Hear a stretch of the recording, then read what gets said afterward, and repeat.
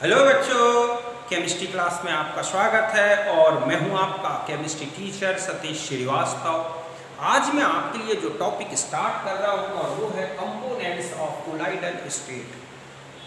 ठीक है, कोलाइडी अवस्था के घटक। तो स्टार्ट करते हैं हम अपना ये टॉपिक। तो देखो, जो कोलाइडल स्टेट है ये 2 कंपोनेंट्स से बनती है। इनमें से जो फर्स्ट कंपोनेंट होता है, ठीक है, नंबर 1, उसको हम बोलते हैं डिस्पर्स्ड फेज, या इसी को लिखा होता है इंटरनल फेज, या हम बोल सकते हैं इसके डिसकंटिन्यूअस फेज। समझ गए बच्चों? इसको बोलते हैं परिक्षिप्त या आंतरिक या असतत प्रावस्था। तो पहले हम इसी को डिफाइन कर लें कि ये होती क्या है। तो देखो, component of colloidal state which presents in small proportion like as solute in solution. मतलब है कोलाइडल स्टेट का वो कंपोनेंट जो स्मॉल प्रोपोर्शन में हो, जो कम मात्रा में हो। जैसे कि एक सॉल्यूशन में क्या होता है, सॉल्यूट। समझ गए बच्चों कि कोलाइडी अवस्था का वो घटक जो कम मात्रा में हो। जैसे कि विलयन में क्या होता है, विलयन तो हम ऐसा लिख सकते हैं ना कि the component of colloidal state which presents in small proportion, ठीक है, like solute in solution।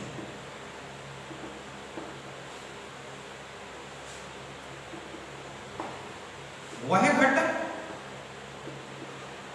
जो कोलाइडी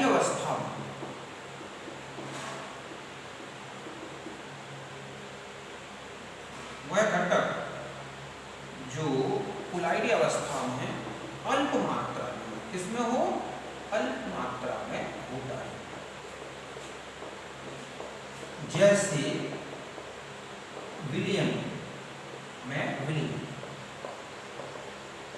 समझ गए आप कि वो कंपोनेंट जो कि कोलाइडल स्टेट जो है उसमें एक स्मॉल प्रोपोर्शन में हो, उसे हम बोलते हैं क्या, डिस्पर्स्ड फेज।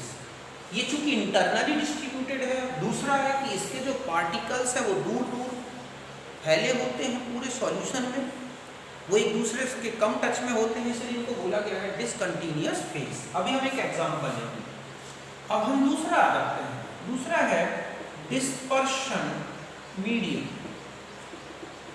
समझ गए बच्चों? डिस्पर्शन मीडियम, या इसी को बोला गया है एक्सटर्नल फेज, या हम इसी को बोल सकते हैं डिसकंटिन्यूअस,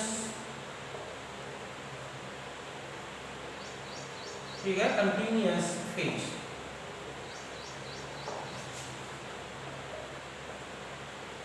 मतलब है कि इसको बोलते हैं परिक्षेपण माध्यम, बाह्य प्रावस्था। असतत की जगह ये क्या आ जाएगा, ये डिसकंटिन्यूअस थी, सॉरी, और तो ये क्या होगी, कंटिन्यूअस सतत अवस्था, प्रावस्था। तो सीधा है कि component of colloidal state which presents in excess like as, ठीक है, सॉल्वेंट इन सॉल्यूशन। हम इसको क्या लिखेंगे कि the component of colloidal state, ठीक है, component of colloidal state which presents in excess like solvent in solution. समझ गए बच्चों कि अधिक के घटक को हम बोलते हैं क्या, परिक्षिप्त परिक्षेपण अवस्था या परिक्षेपण माध्यम या बाह्य अवस्था जिसको बोलते हैं। जैसे कि इसमें आप देखते हैं कि विलयन में जैसे क्या होता है, विलयन में विलायक, सॉल्वेंट इन सॉल्यूशन, और इसके जो पार्टिकल्स हैं वो मीडियम की तरह वर्क करते हैं और एक दूसरे के कांटेक्ट में होते हैं, इसलिए बोला गया है कंटीन्यूअस फेज। ये सॉल्यूशन का एक्सटर्नल पार्ट बनाती है इस तरह से। तो इस तरह से कोलाइडल स्टेट के 2 कंपोनेंट्स हो गए बच्चों, एक था डिस्पर्स्ड फेज, इंटरनल फेज जो कि स्मॉल प्रोपोर्शन में है, और डिस्पर्शन मीडियम जो कि लार्ज में है या एक्सेस में है। तो इस तरह से आप समझ गए होंगे कि कौन डिस्पर्स्ड फेज है। अब देखो मैं कुछ एग्जांपल बताता हूँ आपको कि डिस्पर्स्ड फेज और डिस्पर्शन मीडियम आपको कैसे पहचाने। ठीक है, जैसे मान लो स्मोक है, तो स्मोक में आप देखोगे कि जो एयर है जी, ठीक है बच्चों, वायु, धुआं जो होता है, ये क्या है, धुआं। तो जो एयर है ये तो क्या होता है, डिस्पर्शन मीडियम, क्योंकि एयर में तो धुआं बनता है।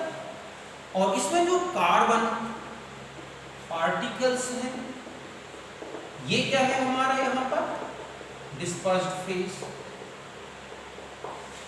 समझ गए ना, स्मोक में इस तरह से। तो ये जो है एक कोलाइडल सिस्टम है। ठीक इसी तरह से अगर हम स्टार्च गम देखें, गोंद जिसको आप बोलते हैं या हम लेई जिसको बोलते हैं बच्चों, तो इसमें जो स्टार्च है ये तो क्या हो गया हमारा, डिस्पर्स्ड फेज हो जाएगा ना। स्टार्च आप लेई लेते हैं, बनाते हैं, तो आप आटा उठा के घोल देते हैं, मैदा घोल देते हैं, और यहाँ पर ये जो वाटर है वो क्या हो जाएगा, डिस्पर्शन मीडियम। तो एयर में जो स्मोक था उसमें एयर थी dispersion medium, carbon particle dispersed phase थे। स्टार्च जो होती है गम, लेई जिसको बोलते हैं, उसमें स्टार्च जो है डिस्पर्स्ड फेज है, वाटर क्या है, डिस्पर्शन मीडियम है। ठीक इसी तरह से मिल्क देखें आप, तो मिल्क जो होता है उसमें आप डिस्पर्शन मीडियम देखेंगे ना, जो मिल्क है।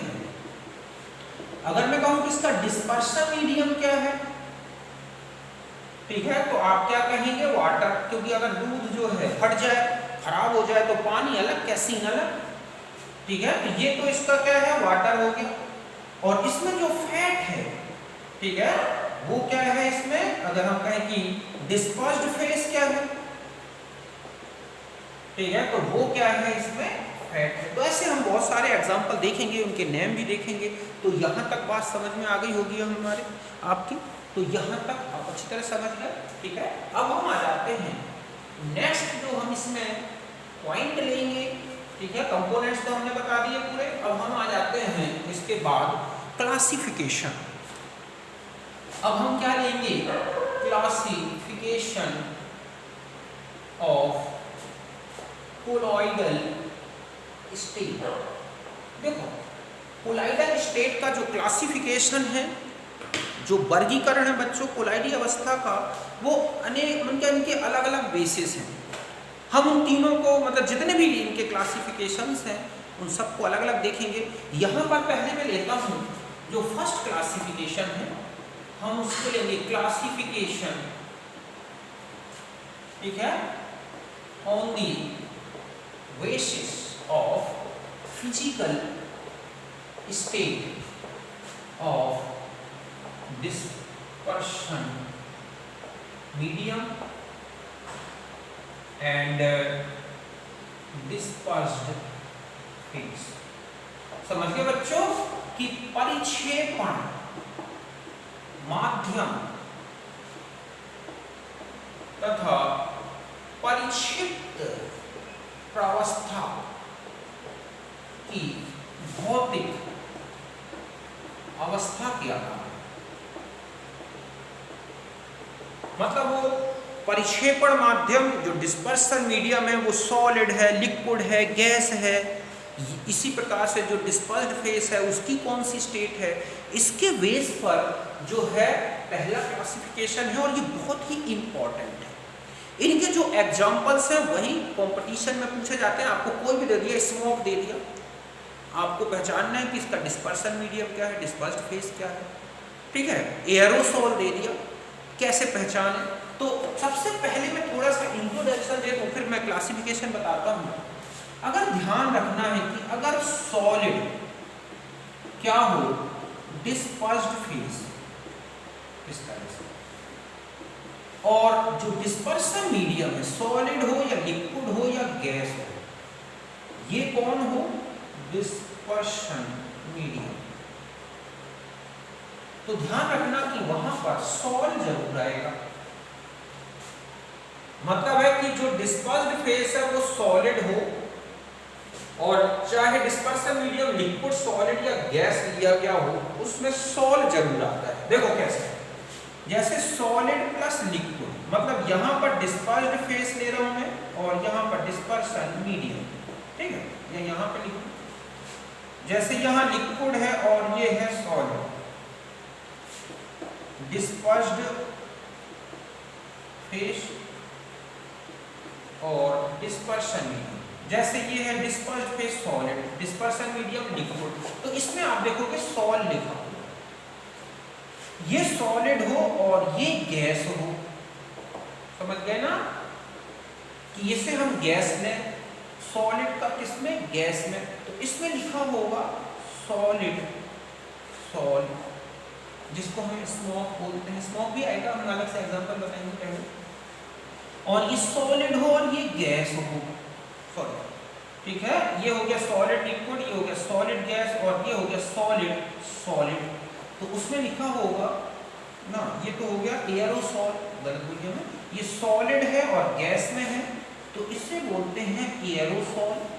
और सॉलिड सॉलिड में होगा तो ये होगा सॉलिड सॉलिड। तो आप देख रहे हैं कि फिर से ध्यान रखें, डिस्पर्स्ड फेज सॉलिड हो, ये लिक्विड गैस या ठीक है सॉलिड हो, डिस्पर्सन मीडियम, उसमें सॉल जरूर आता है। जैसे डिस्पर्स्ड फेज और डिस्पर्सन मीडियम में सॉलिड तीनों लगा दिए मैंने, ये लिक्विड में है तो उसमें सिर्फ सॉल लगता है। सॉलिड अगर गैस में है तो एयरोसॉल, और सॉलिड अगर सॉलिड में है तो सॉलिड सॉल। एक चीज ये ध्यान रखना है। दूसरा, ऐसे याद रखोगे कि अगर मान लो गैस है, ये क्या है कि जो हमारे पास गैस है वो डिस्पर्स्ड फेज है, ओके, और जो लिक्विड या सॉलिड ये डिस्पर्शन मीडियम है। तो यहां पर लिखा होगा फोम, इनमें फोम जरूर आएगा, लिक्विड फोम, सॉलिड फोम, अभी मैं बताऊंगा। ठीक है, जैसे सोप लेदर है तो उसमें आप देखोगे गैस और लिक्विड होता है, लिक्विड में गैस के बुलबुले फैले होते हैं तो वो फ्रॉथ कहलाता है, जैसे लिक्विड फोम बोलेंगे। ठीक इसी तरह से गैस अगर सॉलिड में मिक्स है, झामा पत्थर होता है, प्यूमाइस स्टोन, सूखा हुआ समुद्री झाग, ठीक है, तो उसमें गैस भरी होती है सॉलिड के, तो उसमें लिखा होता है सॉलिड फॉर्म। तो एक तो ऐसे याद रखना है।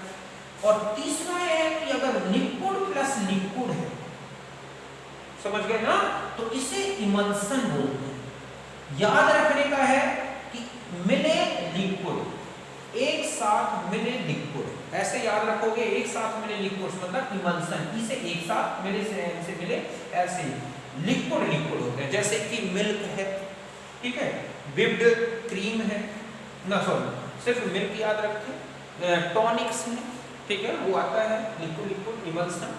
तो इस तरह से। और एक याद रखें कि जब लिक्विड और सॉलिड हो तब, मतलब है कि लिक्विड तो क्या हो, डिस्पर्स्ड फेज, और डिस्पर्सन मीडियम सॉलिड हो तो इसे याद रखोगे जेल, जमा हुआ सॉलिड, ठीक है, मतलब है जमे हुए सॉलिड में लिक्विड, ऐसे याद कर लेना, जमे हुए सॉलिड में लिक्विड, मतलब जैसे कि जैम है, सिलिका जेल है, टूथपेस्ट है, ठीक है, आप देखोगे कि इसमें सॉलिड में लिक्विड होता है, भरा होता है। और भी हम देखेंगे चीज है, बटर है, ज्यादातर मिल्क से बने हुए प्रोडक्ट्स इसमें आते हैं, लिक्विड सॉलिड में डिस्ट्रीब्यूट होता है। बटर है, बटर में, मक्खन में इस तरह से पानी की बूंदें होती हैं। तो इस तरह आपको एक चीज तो ये याद रखना है, समझ गए ना, सॉलिड लिक्विड गैस, इसमें हो सॉलिड मतलब सॉलिड डिस्पर्स फेज है तो सॉल याद रखना है। ठीक है। अगर गैस है तो फॉर्म याद रखना है। आप देखो कहीं गैस भरी हो तो फॉर्म स्पंज जैसा ही तो होगा ना, इसलिए फॉर्म याद रखना है। और वो लिक्विड और सॉलिड में गैस में मिलके कोलाइडल स्टेट नहीं बनाती। ठीक इसी तरह से लिक्विड दिखता है तो इमल्सन, और लिक्विड सॉलिड दिखता है तो जेल। इसके बेस पर एक तो आपको इनके नेम याद रखने। कई बार ऑब्जेक्ट जो आता है जेल में क्या है डिस्पर्सन मीडियम, फॉर्म में क्या है, सॉलिड फॉर्म में क्या है, ठीक है, एरोसोल में कौन सी स्टेट किसकी है, तो हमें पहले ये याद रखना है। अब हम आते हैं इनके क्लासिफिकेशन देखो, ठीक है। तो पहले आप यहाँ तक समझ गए होंगे, ठीक है, आप इसे नोट करें थोड़ा।